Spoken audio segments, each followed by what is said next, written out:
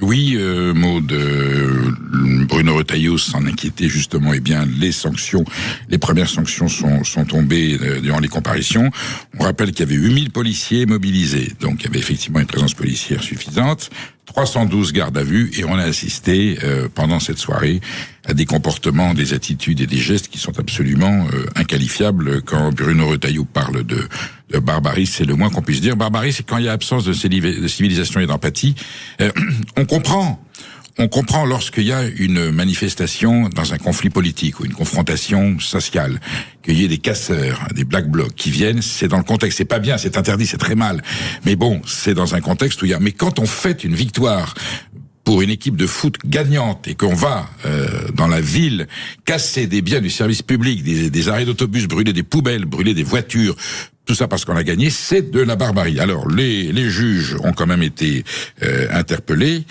Par exemple, Amerka, 19 ans, 10 mois de prison avec sursis pour avoir distribué des mortiers avec sa voiture le soir. Avec ça veut dire, il distribuait des mortiers à tout le monde. Il dit non, mais moi je les ai distribués pour faire la fête, pour célébrer la victoire du PSG. Les juges n'ont pas entendu de cette oreille, donc 10 mois de prison avec sursis. Hichem S, 10 mois de prison avec sursis pour avoir arraché une chaîne en or.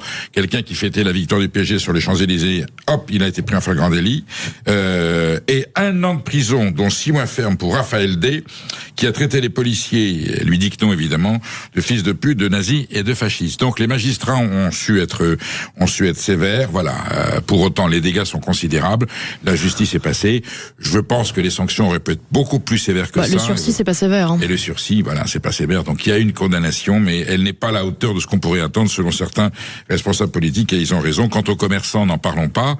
Ceux qui ont leur vitrine dévastée, c'est la croix et la bannière pour avoir un remboursement, un dédommagement, parce que évidemment le constat doit venir des services publics. Et vous avez des compagnies d'assurance aujourd'hui qui, dans certains quartiers, aux Champs-Élysées ou à la porte de Saint-Cloud, eh bien résilient les contrats d'assurance parce que la zone est trop risquée. Il y a d'ailleurs à chaque fois qu'il y a une match de foot, et donc il y a aujourd'hui des commerçants qui non seulement ont des frais de réparation parce qu'ils ont dû fermer et qu'ils ont dû refaire leur devanture, et en plus ne sont pas sûrs d'être assurés. Donc on attend vraiment beaucoup de fermeté de la part de la justice pour que nos institutions fonctionnent et que ceux qui commettent des actes barbares soient un tout petit peu intimidés au moment de passer à l'acte.